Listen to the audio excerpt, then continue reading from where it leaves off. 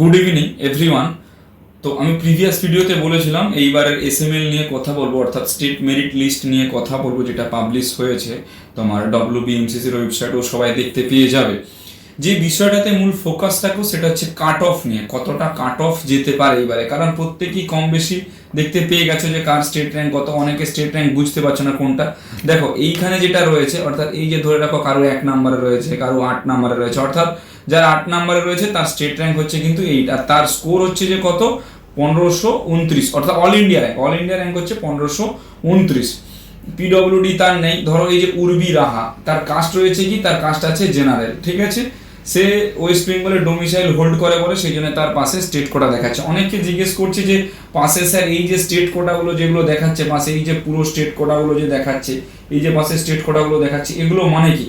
এগুলো মানে হচ্ছে যে কি, যে ওয়েস্ট বেঙ্গলে সে ডোমিসাইল হোল্ড করে সেই জন্য তাকে স্টেট কোটাটা দেখাচ্ছে। এরকম অনেক স্টুডেন্ট রয়েছে যাদের পাশে অনলি ম্যানেজমেন্ট কোটা দেওয়া রয়েছে। যাদের অনলি ম্যানেজমেন্ট কোটা দেওয়া আছে তারা কিন্তু স্টেট কোটায় পার্টিসিপেট করতে পারবে না, শুধুমাত্র ম্যানেজমেন্ট কোটাতে পার্টিসিপেট করতে পারে। ইভেন তারা এনআরআই কোটাতেও পার্টিসিপেট কিন্তু করতে পারবে না। আমি দেখিয়ে দিচ্ছি যাদের শুধুমাত্র অনলি ম্যানেজমেন্ট কোটা লেখা রয়েছে, আমি দেখিয়ে দিচ্ছি। তো এইখানে দেখলেও তোমরা দেখতে পাবে এই সাইডের দিকে রয়েছে ক্যান্ডিডেট স্ট্যাটাস, যেখানে রয়েছে ক্যান্ডিডেট স্ট্যাটাস, অর্থাৎ এই যে ক্যান্ডিডেট স্ট্যাটাসটা লেখা রয়েছে, এই ক্যান্ডিডেট স্ট্যাটাসের এইখানেই তোমরা দেখতে পাবে পুরোটা। আমি বলে দিচ্ছি, দেখিয়ে দিচ্ছি। অনলি ম্যানেজমেন্ট কোটাও যেটা শুধু লেখা রয়েছে, তো অনলি ম্যানেজমেন্ট কোটাতেও যদি কেউ যায়, অনলি ম্যানেজমেন্ট কোটাতে মানে সে স্টেট কোটায় কোনো রকমভাবে পার্টিসিপেট করতে পারবে না, অথবা তার ওয়েস্ট বেঙ্গল স্টেটের ডোমিসাইল নেই, বা সে হয়তো ওয়েস্ট বেঙ্গল স্টেটের ডোমিসাইল দেখাচ্ছে না, ঠিক আছে।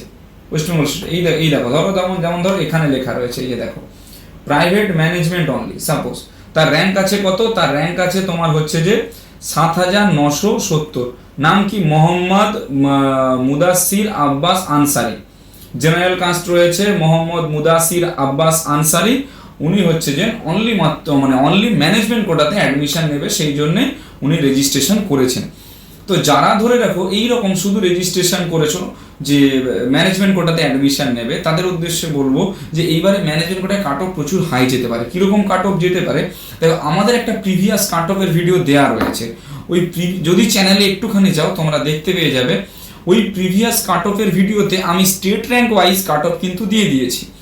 অনেক স্টুডেন্ট ওইখানে নেগেটিভ কমেন্ট করেছে, যারা কমেন্ট করে যাচ্ছে যে গত বছরের কাট অফটা তুলে দিয়েছি, গত বছরের স্কোরটা ওখানে দেওয়া রয়েছে, তার পাশাপাশি অল ইন্ডিয়া র্যাঙ্কটা দেওয়া রয়েছে, আর সব থেকে ইম্পর্টেন্ট যেটা দেওয়া আছে সেটা হচ্ছে স্টেট র্যাঙ্ক। আমি বারবার ধরে সেই ভিডিওতে বলে দিয়েছি যে কত স্টেট র্যাঙ্ক থাকলে এইবারে কিন্তু সে কাউন্সিলিংয়ে চান্স মানে বসবে, বা যদি কারো গভর্নমেন্টে নেওয়ার ইচ্ছে থাকে, বা প্রাইভেট স্টেট কোটায় নেওয়ার ইচ্ছা থাকে, বা ম্যানেজমেন্টের কোটায় নেওয়ার ইচ্ছা থাকে। এইবারে ম্যানেজমেন্ট কোটাতে অ্যাডমিশন নেওয়াটা প্রচুর চাপের বিষয়, কারণ গত বছর ধরে রাখো যার তোমার 11 লাখ কি 12 লাখ র্যাঙ্ক ছিল, তারও কিন্তু 6 থেকে 7,000 স্টেট র্যাঙ্কের মধ্যে সে ভ্যারি করতো। এই বছর যাদের 11 লাখ 11.5 লাখ র্যাঙ্ক রয়েছে, তাদের কিন্তু স্টেট র্যাঙ্ক 9,000 তোমার 8,500 এইরকম টাইপের চলে গেছে। তো সেই ক্ষেত্রে সিটটা পাওয়া প্রচুর চাপের বিষয়, বিশাল চাপের বিষয়। তো আমাদেরকে ঠিকঠাকভাবে কাউন্সিলিংটা করাতে হবে, এবং মোস্ট ইম্পর্টেন্ট থিং যেটা, সেটা হচ্ছে যে আগে থেকে আমাকে কলেজের কাছে সারেন্ডার হয়ে থাকতে হবে উইথাউট ব্যাংক গ্যারান্টিতে অ্যাডমিশনের জন্য। যারা ব্যাংক গ্যারান্টি ফরম্যাট দিতে পারবে না, অর্থাৎ ব্যাংক গ্যারান্টি মানে অনেকেই জানে না যে 2 সেমিস্টারের ফিস আর রেস্ট অফ অ্যামাউন্ট কলেজে যে ফিসটা থাকছে, সেই অ্যামাউন্টটা ব্যাংকে ফিক্সড রেখে তার একটা কাগজ বা প্রোফর্মা কলেজের সামনে সাবমিট করতে হবে, তবেই তুমি অ্যাডমিশনের জন্য এলিজিবল, আদারওয়াইজ কিন্তু তুমি অ্যাডমিশনের জন্য এলিজিবল নয়।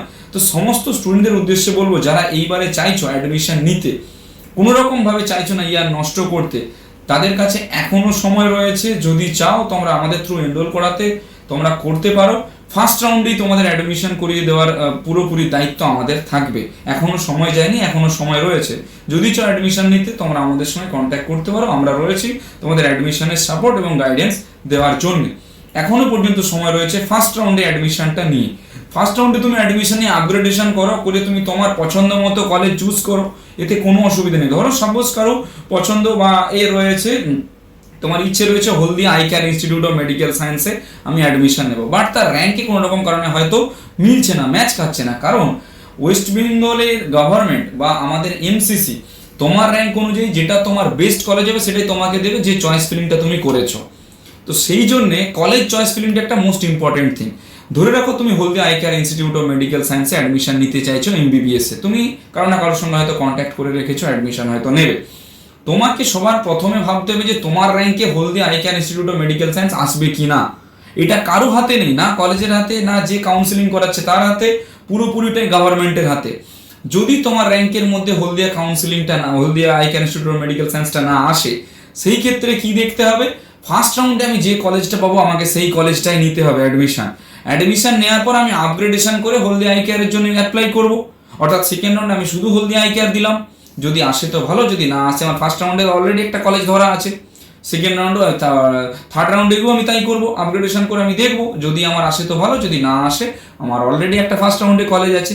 যাতে ইয়ারটা নষ্ট না হয়, কলেজে যেন একটা সিট আমার কনফার্ম থাকে, তার জন্য কি করতে হবে, আমাকে প্রতিটা কলেজের সঙ্গে কথা বলে রাখতে হবে।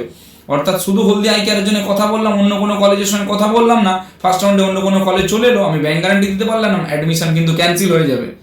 আমাদের থ্রু অ্যাডমিশন নিলে বা আমাদের অ্যাডমিশনের সাপোর্ট নিলে তার মূল যে ফেসিলিটিটা তোমরা পাবে সেটা হচ্ছে যে কি, তোমরা যে কোনো একটা কলেজে লগ ইন করলে বা সিট বুকিং করলে বা এনরোলমেন্ট আমাদের থ্রু দিয়ে করলে, আমরা সব কটা কলেজের সঙ্গে কিন্তু কথা বলে রাখি, যাতে স্টুডেন্টের ইয়ারটা নষ্ট কোনো রকমভাবে না হয়। যদি আমাদের অ্যাডমিশনের কারো সাপোর্টের প্রয়োজন, অর্থাৎ আমাদের অ্যাডমিশন সাপোর্ট যদি কারো লাগে, সেই ক্ষেত্রে তোমরা আমাদের সঙ্গে কন্ট্যাক্ট করতে পারো, আমরা রয়েছি তোমাদের অ্যাডমিশনের জন্য, অ্যাডমিশনে সাপোর্ট করার জন্য। আমাদের খুবই নমিনাল সার্ভিস চার্জ রয়েছে, যারা অলরেডি এনরোল করেছো তারা জানো কম বেশি, যদি জানো তোমার নিচে একটু কমেন্ট করে দিও। যারা প্রিভিয়াস ইয়ারে আমাদের থ্রু অ্যাডমিশন নিচ্ছ তারা যদি পারো নিচে একটা কমেন্ট করে দিও।